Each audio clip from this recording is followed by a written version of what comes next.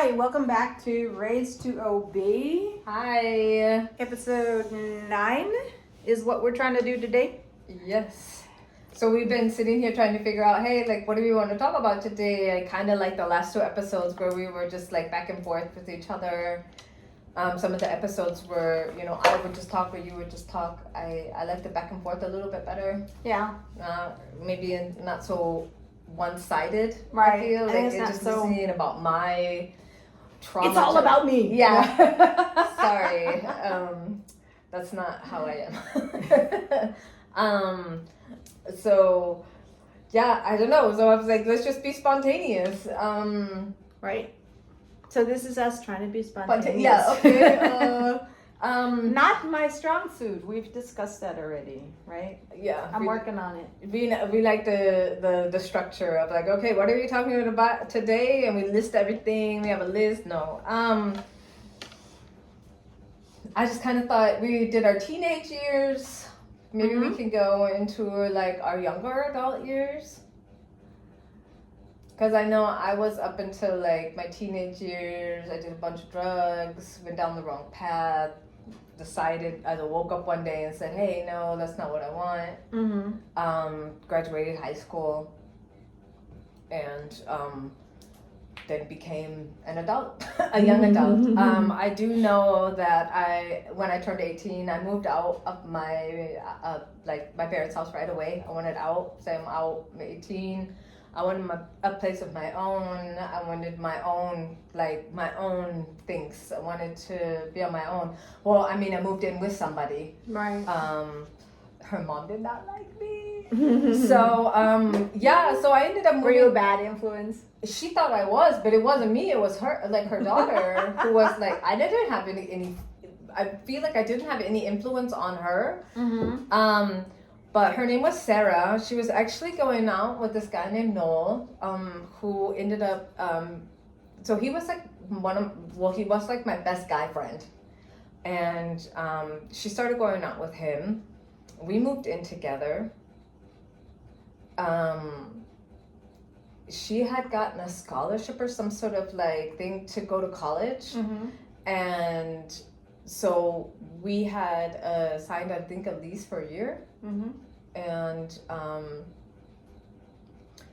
she had to end up leaving earlier. I think it was like 6 months in, because this scholarship or this funding or whatever she was getting for school, she had to do it before this time was up. Ah, okay. And she was like, dude, I gotta go. I'm sorry. Like, I mean, I know her mom was pushing her a little bit, but I was like, yeah, it's okay, cool, go. Go. And so,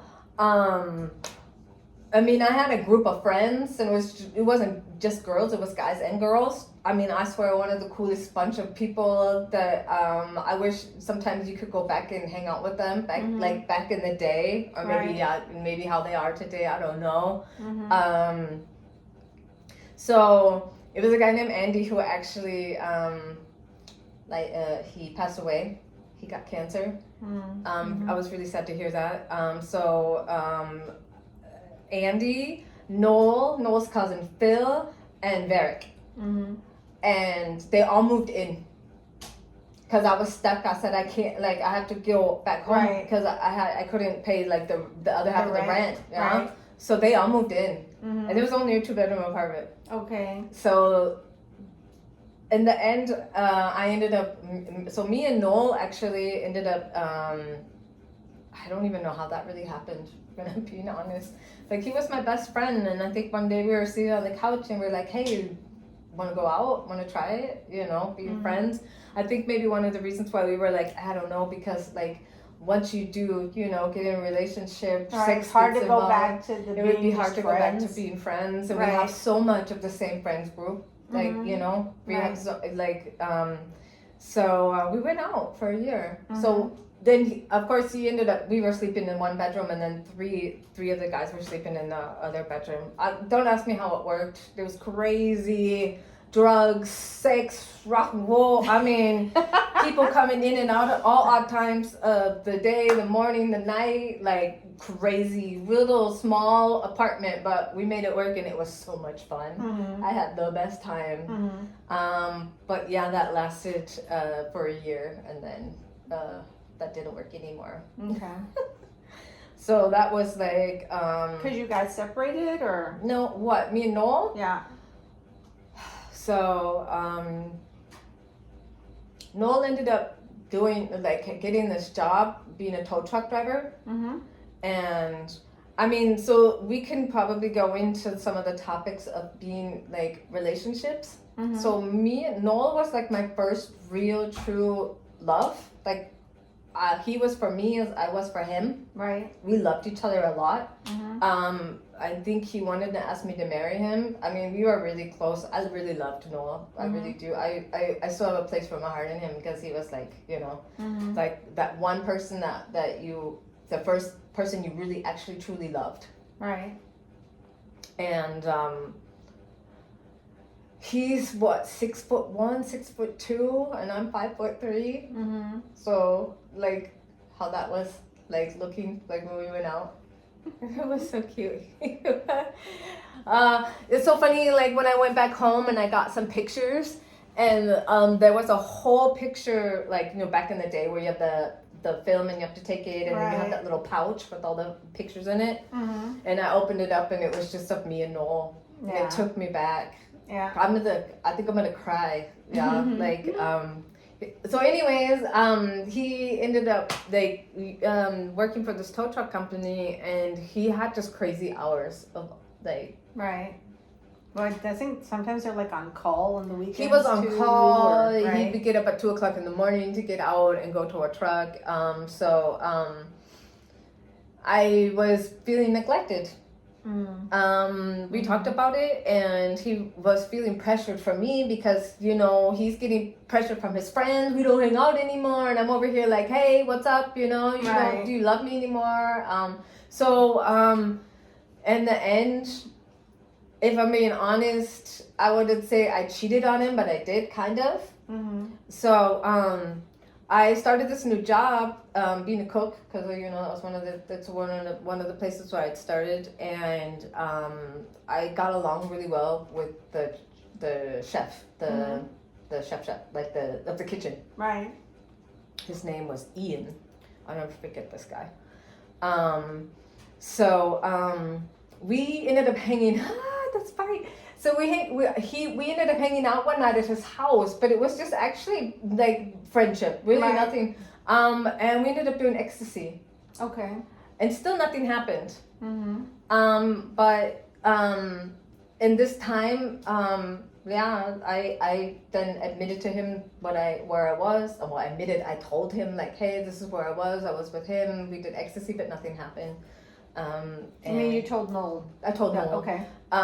And he had like thought, and I mean, you know, everybody has their own idea of what is being, you know, cheating and what's not, you Right. know. And that was for him like, no, you know. Mm-hmm. So we broke up for a year. Mm-hmm. We ended up going back out for another year after that. Mm-hmm. And then realizing that it just, you know, we loved each other so much, but realized that we weren't meant for each other, you know. Okay. And years later, when I went back with my ex-husband, he came over, and I know my ex-husband didn't like that, because you know, I always said there'll always be a place for him in my heart, but I don't love him anymore. I don't want to be with him anymore. But like whenever I see him, I just that teenage Jennifer, well, that young adult Jennifer, I think I was 18, 19, 20. Mm-hmm. The person always looks at him just like. I just like like no, and so like I feel like that was like the start of kind of can't even remember the relationship after Noel though. Okay. That was Matt Bradley. So that was like 20. So we ended up going. I would say about 20. I ended up so the next person would have been Matt Bradley. And he was too much. Okay. And I told him, so like after that's why when I met my ex-husband, so he was on vacation in America visiting his best friend who used to live here in Germany. Mm-hmm. And this person was married to my best friend at the time, Mindy. Oh, okay. And she's like, yeah, I need to meet this guy. And I'm like, and I had just kind of broken things off with Matt and been like, I'm just not ready to meet him, but I don't want to, like, ugh. And that's when they say you meet somebody when you just don't have any desire. You're just like, fuck it, I don't want it, you know? Mm-hmm. So then I met my ex-husband. Mm-hmm. And after knowing him for a week and a half, moved to Germany. A week and a half? I was 24 years old. Wow. I mean, my husband and I, we moved along fast, but I was already living here. I moved like from Mannheim to here. You know what I mean? Firecrackers? No, not really. For those at home listening, it's a bottle of water that just popped. Yeah. So, that's crazy. Dude, I thought I was crazy, man. Okay. So I was 24 years old, and there. you know what my thought was? And everybody was like, you're so brave, you do this, you're going to a country, you don't even know the language. What did your mom say? Because I know what my mom would have told me. So I sat down and told my mom. I want to know what your mom said. Yeah, I sat down and I said, hey, Mom, Eric asked me to move to Germany with him, and I'm going to go. So my thought was, why not? I'm 24 years old. Nothing's really holding me back here. I mean, I have family, of course, you know, but I was like, why the fuck? Yeah, I mean, you're not married, you don't have kids. Yeah, no. Yeah. I mean, I had a job, which I actually just was like, hey, I'm moving to Germany, bye. They're like, what? And I'm like, yeah, sorry. You're lucky that you were stateside, because here you would have been like, I'm leaving to Germany, but I know I have to give 30 days notice. You have to give 30 days notice. I mean, you should, but like, if I'm leaving to America, what are you gonna do? If I was here working and I'm like, okay, bye, I'm leaving tomorrow. What are they gonna do? Hunt me down in America? We're in Germany. Who knows? I know. But anyways, my mom. So I sat down and I told my mom, and she's like, hey, you're 24 years old. I can't tell you how to live your life. Right. I know that I know I don't want you to go, but I can't stop you. And I'm like, okay. Mm-hmm. I packed up 2 big fucking big bag, and they weren't even suitcases, they were just like big duffel bags full of like clothes, what I wanted to bring. That was it. That was what I moved here to Germany with, was 2 big duffel bag full of clothes, and that was it. Wow. So I came to Germany with a duffel bag, but 2 suitcases also, because I was in the army and we had duffel bags. Yeah. And we were married for 12 years. One of the things that there was like talking about like people pleasing, setting boundaries, things like that. Like being in this relationship with my ex-husband, it wasn't the best relationship. But I had thought like he was my soulmate. I thought that like many times. But did you think that right away, or after you guys had been together for a while? We've been together for a while. The first 3 years were really hard. Okay, think about it though. I don't know German. He barely knows English because they learn it here in school.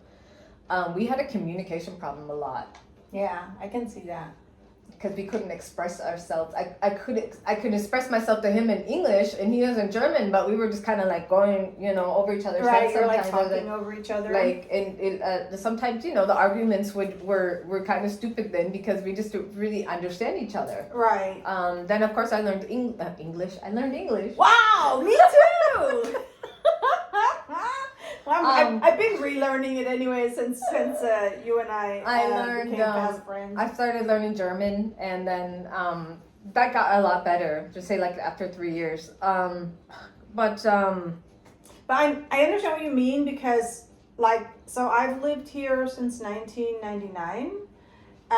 My husband and I have been together for a little over 11 years, and even though I speak pretty good German, and my husband speaks English, even when we're speaking German, sometimes we're talking like this, like over each other, because he'll say a word that I'm not familiar with, I've never heard of, or I can't figure it out in context. And that's really frustrating when you speak a language for so long like we do, right? And then somebody says a word and you're like, what is that? Yeah. What does that mean? Like, where the hell is Google? Give me my phone, right? Yeah. And then, of course, it's like just a broad definition.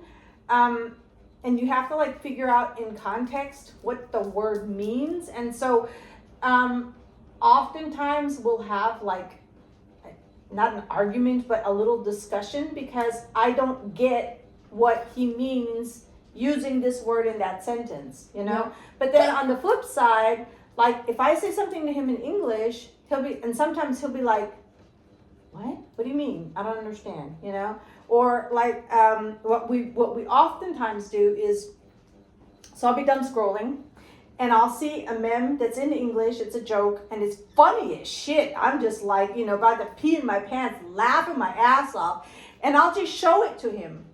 And he'll read it and he'll be like, why is it funny? Yeah. And I'm like, because, you know, like, how can you not understand, you know? But then there'll be things like jokes in German, and I'll be like, ha ha, you know, like, I don't get, and, you know, the German people will be like, Yeah, and I'll be like, okay, so I get it, but it's not funny, you know what I mean? So I think there's always going to be a problem like that when you have two people that come from two different countries that are not native speakers of the other one's language. You know what I mean? Yep. Sorry, I'm gonna put. That's just all right. looking for the. And then I'll put my screen on a little longer. So I just wanted to, because we should know how trauma showed up in our adult lives, Right. and kind of go into that, because like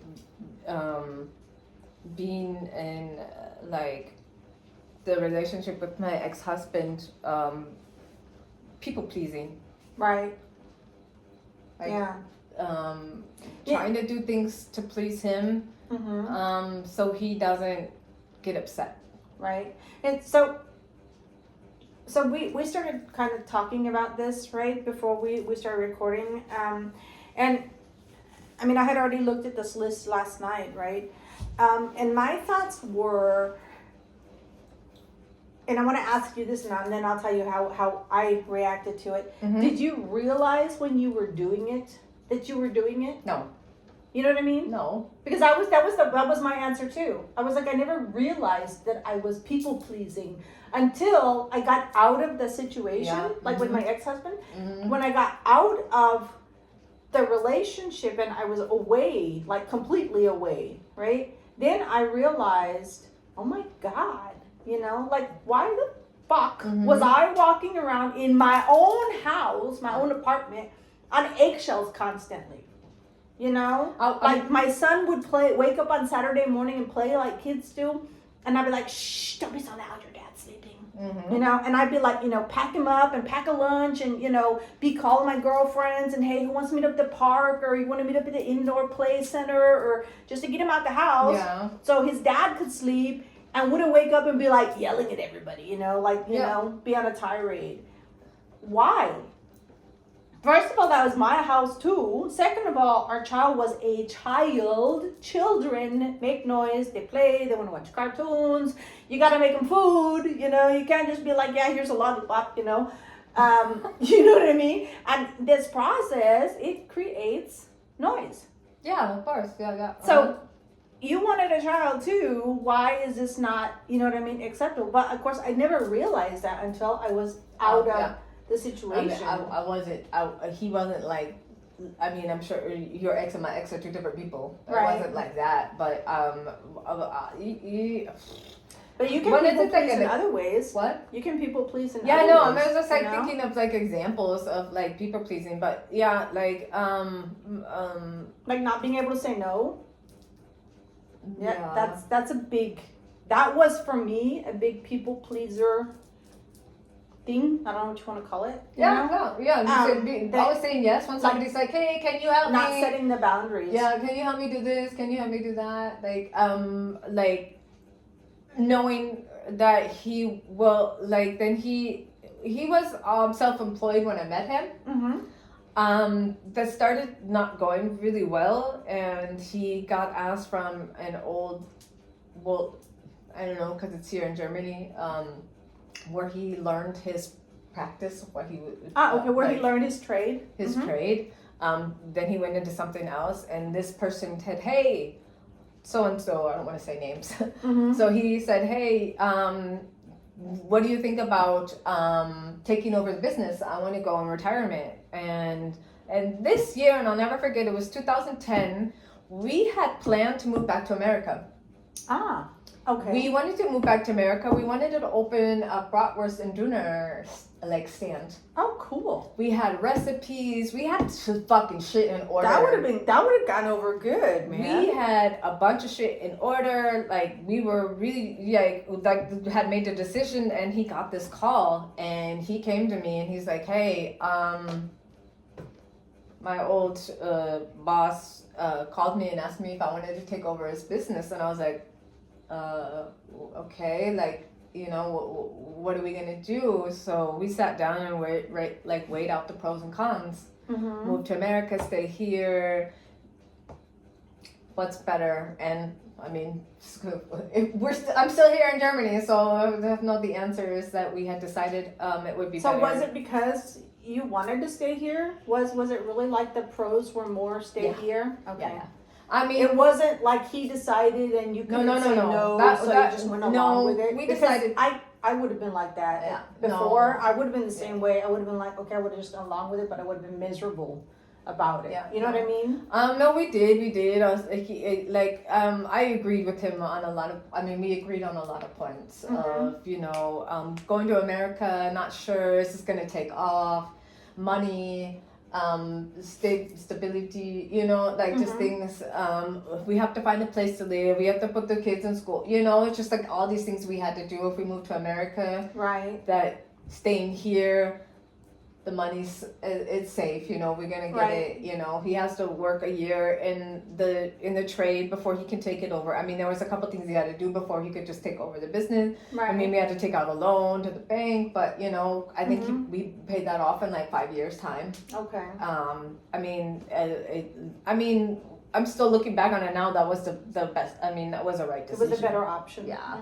Mm-hmm. I never regret like staying here. I was Right. actually sad at leaving here. We lived in Heppenheim at the time, and we would be driving, and like Starkenburg, it's a castle here. Mm-hmm. Well, a ruin of a castle. It's not Right. a castle anymore. Mm-hmm. And then you driving in Heppenheim, and you see like the wine fields and Right. like the vineyards Starkenburg and the everything. And I was like, castle. oh, I'm so gonna miss this. And the sun setting. And I Right. was like, you just don't have this kind of scenery back there. No, And you don't. I mean, like, Some so vineyards maybe, but no Yeah. castles. no. So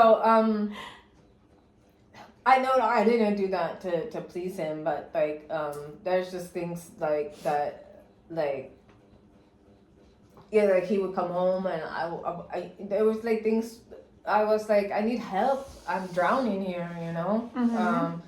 well, that was your decision. You wanted to have a second kid. Mm-hmm. I'm like, it takes two to tango. And You didn't make that child by yourself? oh yeah, of course. It came from the mailman. No, I'm just no. I think we had a male woman anyway. We have male women here, so they're like the mailman. I'm like, I have a male woman, so that's not possible. Like It's not happening. the male person that comes to my house. Oh, Yeah. that reminds me. I have to tell you about a dream I had a couple nights ago. Okay. I mean, it involves lesbians and pregnancy. Oh. Okay. Yeah. You I- have my no, no, curiosity. no. I'm like, I what? don't What's going know. on here? Anyway. Yeah. So that's funny that you mentioned that because so when my husband and I got together, so we both divorced when we got together. We were both still legally married, but we had been, how it is in Germany, you have to be separated at least a year, as they say. You were married before your ex-husband? No, I was married to my ex-husband, and my husband was still married to his wife. When we came together, we Okay. were still married, but not to each other. My husband right now and we were married still You mean to our first. Uwe? Yeah. I thought you were talking about your ex as your ex. No, my ex. No. Because you've only been married 2 times now. Right. Okay, never mind. So- Sorry, I'm all like confused. I'm like, what are you talking about? That's all okay. right. So You we were were still still yeah. were still legally married, and Yeah. here in Germany you have to be separated at least a year from, Mhm. as they say, bed and the table. Which. For anybody that lives outside of Germany, that means you have to be separated a year, not having had sex or having shared communal responsibilities, I guess, right? So my ex and I, we were actually separated for 4 years, but we lived under the same roof. Oh. But there was nothing going on in the bedroom, and you know, nothing going on any other way either, you know. But so anyways, and so my husband now had been with his ex basically in the same situation where they had been separated but still living in the house because he didn't want to leave his children very young, right? So anyway, so when we came together, we both eventually divorced our ex-spouses. And so through the divorces, just the way that fate would have it, we both basically started over, not having had a lot financially, you know. Yeah. Okay. Me, of course, more than him, you know. I mean, he at least had like a savings and, you know, didn't have to give up too much of his retirement points to his ex-wife, but still, you know, he had a house, he sold the house, you know, because they were getting a divorce. And so anyways, there was a point where we considered moving to the States. But we also did like you guys did, sat down and weighed the pros and the cons.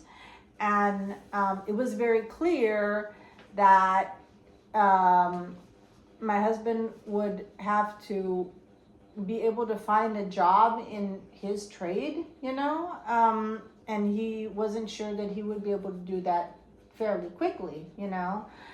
And because of this unsuredness, we were like, yeah, it's too risky. We're not going to do it. We'll stay here, you know. And then we built up, you know, on what we had from here. So, yeah, that's just kind of interesting that we have that in common too. You know, where it was like we were like on the cusp of returning, and then we said, nah, we'll stay here. Well, we were on the cusp. We were actually like he had a what is that in English? The Bausparvertrag.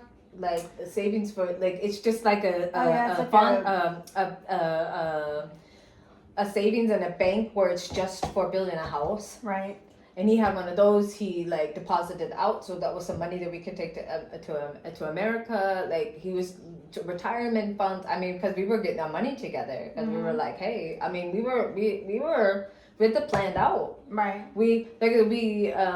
We got recipes for like bratwurst. We were looking at like the tuna spieß thing, like where you like and the thing where you put like we had shit going. Right. Like we were really like, because there was nothing. It's like standing in our way, you know. Right. It's just like he got that call and he was like.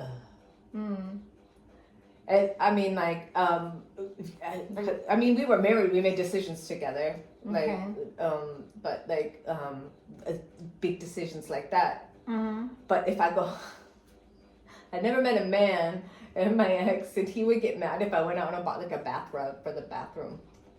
Okay. Because he wanted to have a say on what you know, the rug in the bathroom, and I'm like, really? I'm super sorry, like. Okay. I didn't know that's something you would. I would have been like, dude, I'm down with that, but then you be cleaning the bathroom. I was like, I'm sorry. I don't know. I'm gonna say like it was a rug for a bathroom, but like things like that where I would like, Yeah, I feel you, because my ex was also like that. Like if I wanted to buy anything new for the house, like furniture or, you know, change out the rug under the coffee table, or he wanted to save. I couldn't like just go out and be like, you know, oh, I want to change things, so let me go buy blah, blah, blah, you know. I did buy some furnishings for the living room. Like a new, I don't even know what you call it in English, the Wand shrunk. The entertainment center for the TV. I don't know what you call it. Yeah, but entertainment, that thing, like, you know. Yeah. I did buy that without asking. I just went and bought it, and I had my own money. Yeah. And he didn't say anything, which was surprising. But anyway, if I would have like painted it, like when I would paint in the house, he'd be like, "Why'd you do that?" And I'm like, "Cause I felt like it. I wanted something different, you know." And I was never, of course, good enough. So anyway. Mm-hmm. Yeah, so, yeah, anyway. Like, relationships and trust. So I had a big, he always told me I was really jealous, and I was like, no, I'm not. I'm not a jealous person, but I was. I just didn't want to admit it. And throughout the years, like, of working on myself and knowing that I didn't love myself enough to think that I was worthy, and that's why you project your jealousy onto other women, Right. because you think they look better than you, or they do this better than you, or you know what I mean, or like she's prettier than I am, and like I was bad. I was a really jealous person, and the thing is though, I feel like I had also like there was, you know how you say the, like, women's intuition, instincts, because like after being together for 12 years, you know, we grew apart, so I'm not gonna say I didn't have a role to play in, because there's always two sides to every story, you know. Right. But I wasn't the one who ended up going out and cheating, you know. I wasn't the one who wasn't getting what I wanted from my spouse, so I decided to go get it somewhere else. Right. So, like, in the end, he's the one who fucked up, you know. So I feel like in the end, like, man, I have stories, girl, I could tell you, to where it's one of those things where you're like, if that ever happens to me, motherfucker's gone. Right. You know? Right. And the first time it happened, I shrugged it off because I was 6 months pregnant. Oh. So, you know, the second time it happens, you shrug it off, because in the end, I was like, what am I going to do? Because I'm here, I don't have shit. Right. I'm very dependent on my ex-husband then, you know? Because I didn't have shit. Right. And then, you know, after 4 years of like going to and feeling like, you know, putting put second, or even telling him, hey, I know you're cheating, I know you're doing this, and thinking, okay, cool, let's talk, you know, let's try to work it out, and still not putting me first. Right. You know, like where I you know, I fucking like, you know, we separated, we got divorced, and I was here with nothing. You know, like I didn't have a career. I didn't, like, it's one of those things where, like, if I had to do something different, I would have like moved here and went to school or something. You know, Right. like I don't fucking I didn't. Like, I took my girls and I moved to an apartment, you know, and I didn't have any money. And, you know, I'm getting this money from the state, and I ended up, like, you know, that's when I did my schooling to become, like, a personal trainer and fitness coach and shit. But, like, one of the reasons why I stayed so long is because I was like, what are you gonna do? Right. Where you gonna live? How are you gonna live? Where are you gonna work? You don't even have a job. Right. Yeah, it's not like you can get a bus ticket back home. I did have a job. I worked in my ex-husband's office. You know, I can't just keep working there. Right. But that's one of those things too, is like the boundaries that like I never set, or like if I had it, I let him walk over them way too many times. Right. And like, one of the things of also being jealous was like, maybe I felt like I had there was always a reason for me to be jealous. And then like in the end, so the very end, he told me about this. Yeah, I know her from school. You don't have to worry about her. You're one of those, you don't have to worry about her. Where after we split up, separated, he was going out with this bitch 2 weeks later. And that's somebody I didn't have to worry about. Yeah. And they always say that. And I mean, like, if I ever saw, because this fucking bitch knew that he was married and had kids and still went after him. Fuck, if I ever saw that bitch, I would fucking smack her, and I swear on my fucking life I'll smack. I'm sorry, I'm not a violent person. I don't know if I would smack her if I ever saw her, but I would say something. You just have to show me a picture. I'll smack her. But that's, you know, I often think, because I mean, I was confronted with that situation with my ex too, but my thought was, so as soon as I moved out of the house, Before I say that, but there's something, even if he never admitted it. Mhm. And after we had been separated and divorced for 2 years, I went over to his apartment. I don't remember why, to get something. I don't know, because of the kids. And we actually had sat down, and he still never admitted that he cheated on me. Mhm. I never cheated on you. Yeah. So sorry, but I'm just like, it's all good. do all that. Like I actually had to accept something that I never like got an apology for. You know, Right. like moving on, but I Mhm. never got an apology for it. Yeah. Never like just even 11 years later, Mhm. would still to this day probably say he never cheated on me. Right.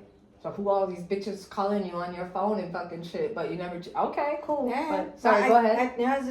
I told you my ex did the same thing. I mean, I even had somebody send me a picture. I think I told you this. Yeah, Of him and one of his lady friends one of his. at the club. his And I showed him the picture and he denied it. I'm like, and you could see, it was a clear picture. You could see it was him. It was not somebody that looked like him. it was his doppelganger. It was, from another life. I don't know. Doppelganger. And he denied it vehemently. The only thing that he asked is who sent you the picture. That's the only thing he wanted to know. But yeah, so when I moved out of the apartment, it didn't take long before my son, because my son stayed with his dad, that was his choice.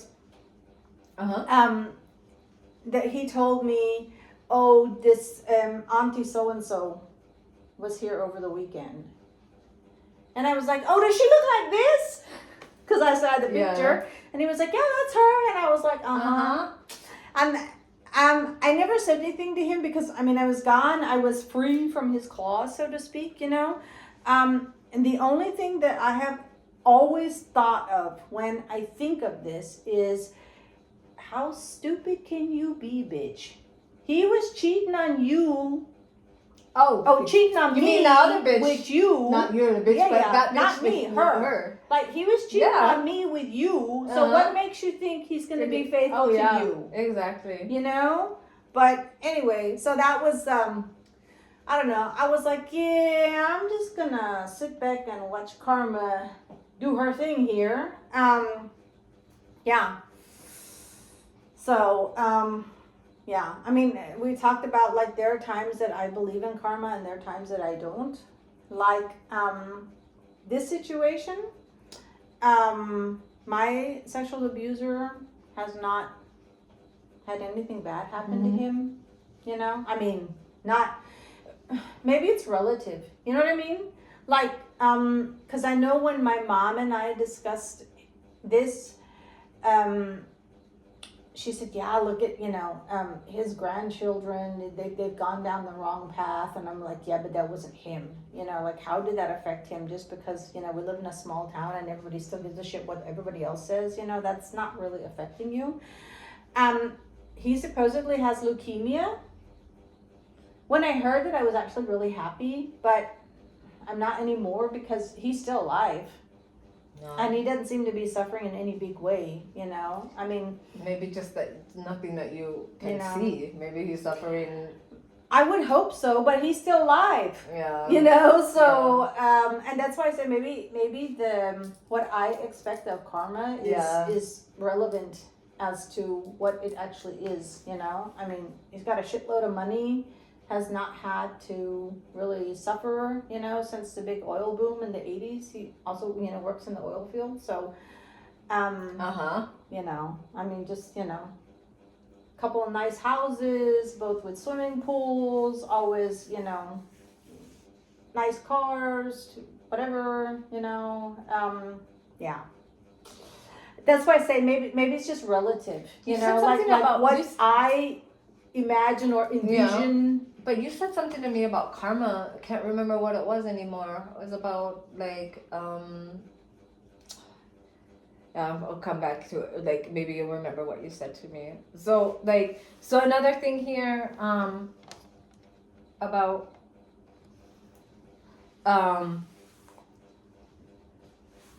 So there's another thing on the list. There's in fact shame around sexuality or sexuality.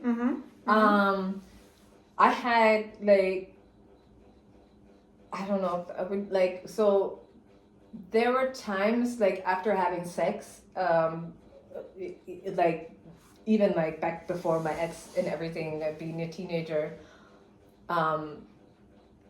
where after having sex I felt icky, like just I don't know how to explain that. Just it's the only word I can think about. I just felt icky, like ooh, you know. So my ex used to tell me though a lot too, and I don't know if it was. I think he said more. It was like I was homesick, and I was like, okay. So like, you know, sometimes after we were done, and he said I would cry, like a lot, and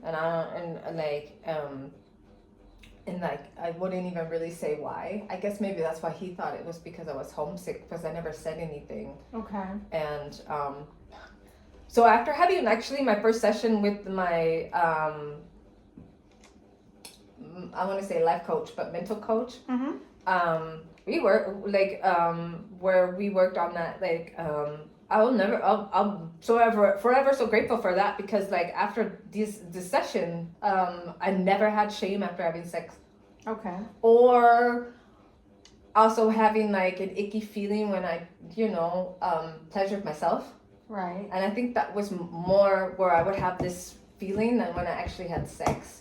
Because it was like, and I think that also has to do with growing up in a Catholic house. Like you're not supposed to do that anyway, right? And I think that also had a role to play in it, like why I felt like shame around pleasuring myself, right? Which I'm so thankful I don't have that today, because I want to say I'm celibate, but yeah, after 2 years of not having a partner, right? You gotta get it out somewhere.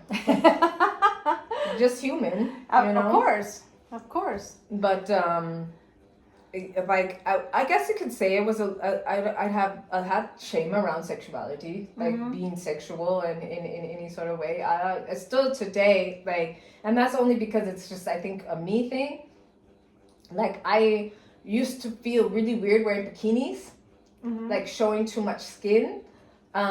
So like even the first couple of times when you go out and the sun starts shining again, it's getting warm, and you put on your swimsuit, go swimming and stuff, I still I feel like I want to cover up, like just showing too much. And I think that also comes back to thinking like that the reason why I was sexually abused is because of the way I looked or the way I dressed, or you know what I mean? Right. Which I was an 8-9-year-old kid. I wasn't dressing provocatively anyway, you know? But like the thought in my head is, and of course you don't feel like when somebody gets raped, what were you wearing? Right. Huh? Right. Like that has a fucking, I mean, like that shouldn't have any role whatsoever in the world why somebody raped you, but like that is of course like the mentality of the men perspective. That's It's funny that you mentioned that again, because so I was watching so we're watching a series on sometimes Disney. Anyway, it doesn't matter. And the series takes place in like the 1700s, right? Where women dressed very everything was covered, they had like bonnets on, and there's still rapes going on back then. And I'm like, so fucking the way you dress don't have nothing to do with it, you know what I mean? Like if this doesn't show us anything, then that should, so why is the first question, oh, what were you wearing? I was wearing a motherfucking frock, like I was covered from head to toe. I was in a burqa, and they still getting raped. So give me a fucking break. So just my thought on that. For me, shame and sexuality, we discussed this before we started recording. I never had shame before, during, after sex. What I always had, and I think this has to do also with, like you said, the religion, was guilt. Of having sex? For having sex. For having had sex. Yeah, okay. Masturbation, the same thing, because they preach to us from the pulpit. I love how I say pleasing myself and you're like masturbation. Yeah, it's because I've been like, listening to too many it's all- podcasts lately. It's all good. No, I'll try to like say the nice. Yeah, the nice word. I'll just throw it out there, man. That's okay. Good. Yeah, so like they preached to us from the pulpit that masturbation was a sin. Yeah. You know, sex out of marriage. You know, wedlock, right? They used to call it. It's a sin. So I always had this in my teen years and young adult years. I always had this in the back of my head. You know, I'm doing it anyways, but I'm gonna go to hell.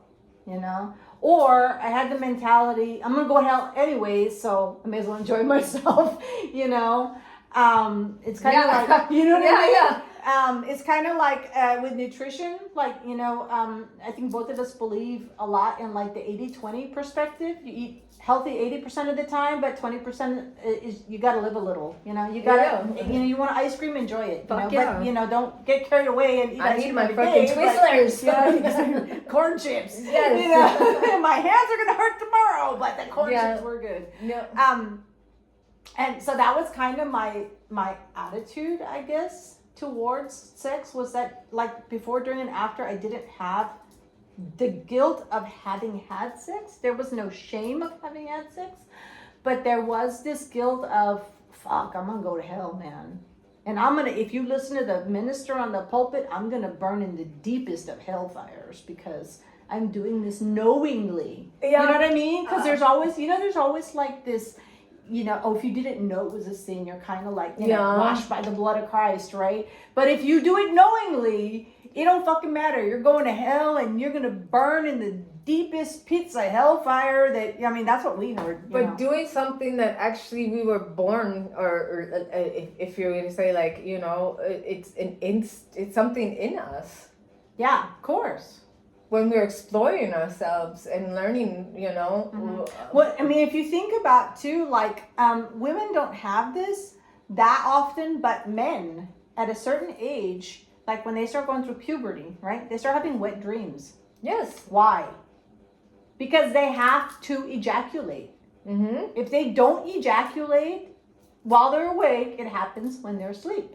That's why they start having wet dreams. So a man cannot not go without sex, which is why I don't understand the Catholic priesthood. You know what I mean? Yeah, but They have to ejaculate. A woman, it takes us longer before we start having dreams about orgasms, but it still happens to us eventually. That's what I wanted to say. So You know? like when you don't have sex for a while, like I noticed, like, yeah, I have some really Women have wet dreams too. Yes. You know, like where I'm actually wake up, like, yeah, a little bit, like, I say aroused, I guess, you know, Right. because the dream was really intense. right? And that's what I'm saying. You wake up with your hand in your pants and No. you're like, oh my god. No.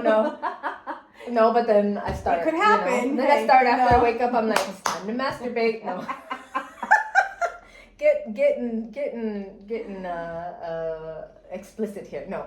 So that's why I'm just like, but that's what, like, it's in us. We're Right. born with it, and Right. we are told in the younger age we need to suppress it. Right. And that's why, like, when you do masturbate, on one side you're like, oh no, like I feel, oh no, it's because I'm not supposed to. But the other side you're like, damn, it feels real good. Right.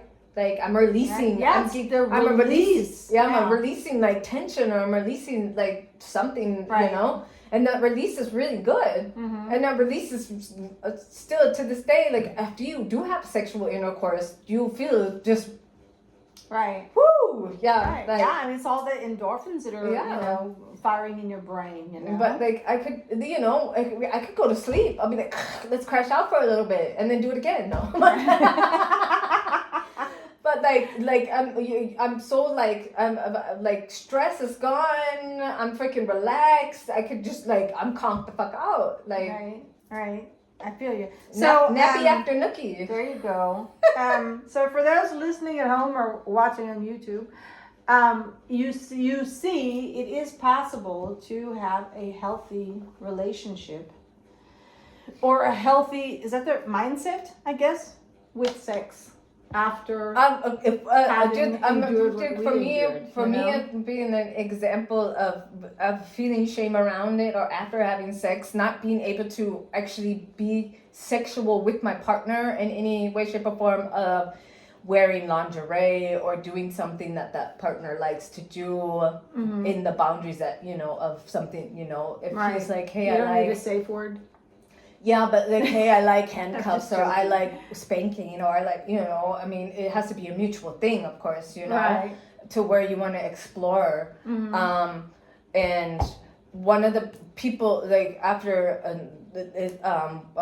like after having my mental coach and going through this and being able to be to embrace my sexuality as a woman, I had a partner. I won't name his name. I had some of the best sex with this person because I was able to be myself openly and freely and express to him, and he was also so like, he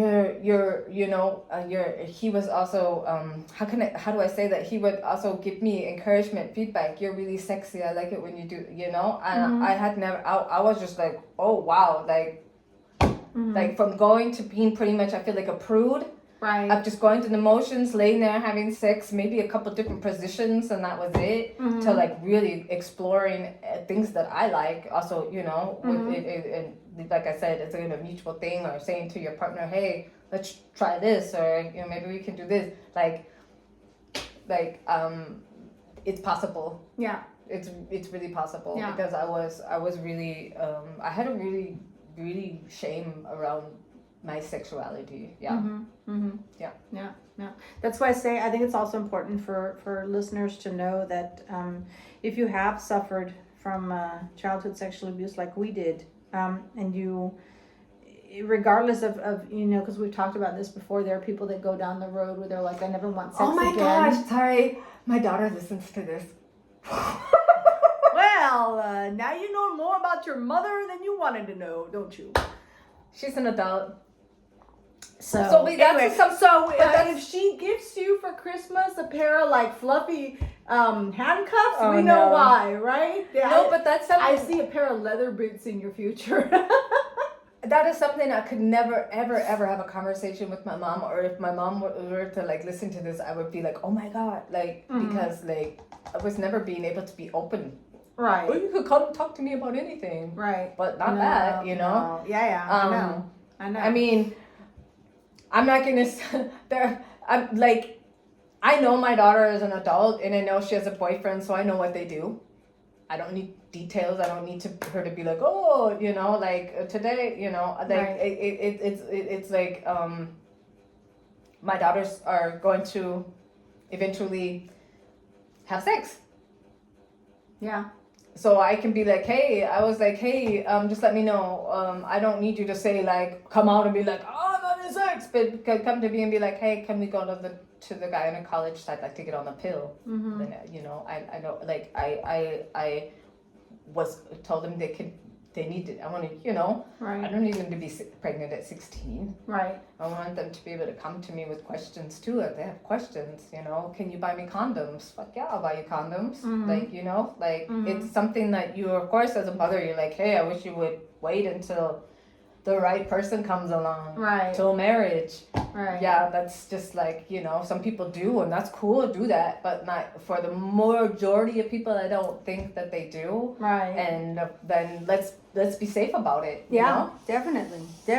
I know. I told you when I realized that my son was being sexually active, and I asked him, you know, if you need me to buy you condoms, just let me know. And he was like, no, it's all good. I'll buy them myself. And I was like, okay, you know.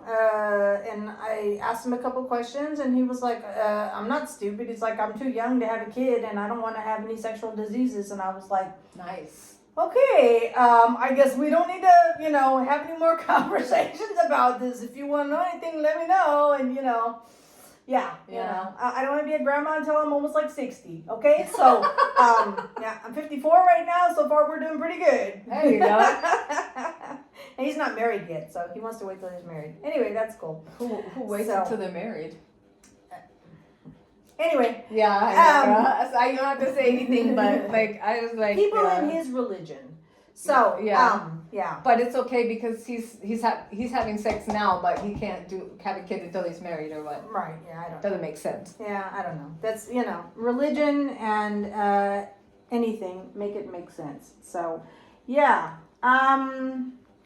Yeah. Okay. I think we have covered pretty much everything we wanted to cover for this episode. Yeah, you want to pick out one and let's ask. I'm looking right now. Like, So, if it would be a question pertain to like what we are talking about right now, Exactly. or what in this podcast. Talking about relationships and trust boundaries, people pleasing, and like shame around sexuality. Like if you were sexually abused in your childhood, or it doesn't even have to be, it can be any time.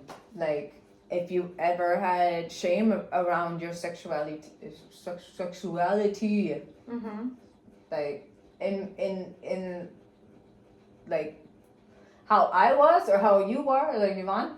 Like, I mean, because there's also, I'm sure there's different, I want to say levels, but that's not the word I'm looking for. Yeah, I think people go down, and I talk about this often because this is what a therapist told me. People generally go down two different paths. Yeah. And the one path is the path that we went down, which is sex, drugs, and rock and roll. Maybe not necessarily rock and roll, but it's sex and drugs. And the other path is where the victim doesn't want to have anything to do with sex at all. Yeah, but they become either asexual or they are very caught up in their sexuality, so they stay very I don't want to say prudish, but they don't discover or explore their sexuality to where they actually enjoy it. Yeah, You but know is what I it mean? because of they're shamed about it? Like that's what I'm just saying. Like I think there's different types of being ashamed of your sexuality, or what you said. Yeah, like you didn't have shame, but you felt guilty for having sex just Right. because of the way you were brought up. Right. For me, I just every time I had sex, I felt like icky. If it's shame, we'll just go with for better word for better lack of words, go for shame. Like, but I guess if I were to maybe talk to a therapist or somebody, they would probably say, yeah, like actually what you were feeling was shame, Mm-hmm. but also this icky feeling like I was a bad person, Mm-hmm.